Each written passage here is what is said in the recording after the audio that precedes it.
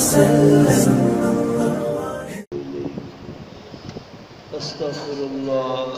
استغفر الله الذي لا إله إلا هو. رب زدني علما رب اشرح لي صدري ويسر لي أمري واحلل عقدة من لساني يفقهوا قولي. يا رب صل وسلم دائما أبدا على حبيبك خير الخلق كلهم وآله وصحبه أجمعين. محترم بزرگوں، دوستوں، عزیزوں، ہمارے جمع ہونے کا مقصد صرف ایک چیز ہے کہ ہمارا اپنے خالق مالک سے تعلق صحیح ہو جائے. اللہ کی ذات جس نے ہر قسم کی ہمیں نعمتوں سے نوازا ہے، ہم کچھ نہ تھے، ہمیں وجود بخشا. اللہ نے بہت سی مخلوق کو وجود بخشا. کچھ حیوانات کی شکل میں ہے، کچھ پرندوں کی شکل میں ہے، کچھ چرندوں کی شکل میں ہے.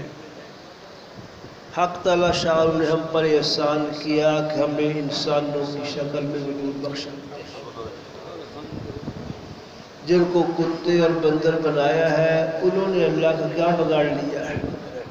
اللہ سب کچھ کر سکتے تھے، انہوں نے ہم پر احسان کیا، ہمیں انسان بنایا. پھر انسان بھی بہت زیادہ ہے.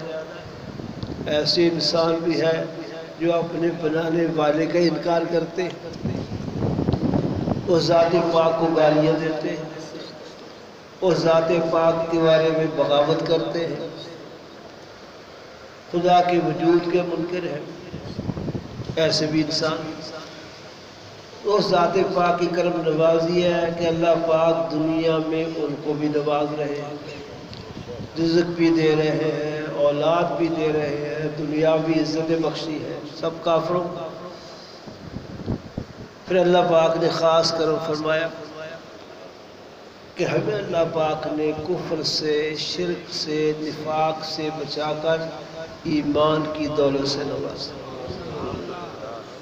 جو بنیاد ہے ہمیشہ کی زندگی کی کامیابی کی، ہمیشہ کی زندگی کی عزت کی، ہمیشہ کی زندگی کی بادشاہت کی. سبسکرائب کریں ہمارے چینل کتاب زندہ کو اور بیل آئیکن کو دبائیں لیٹسٹ ویڈیوز دیکھنے کے لیے.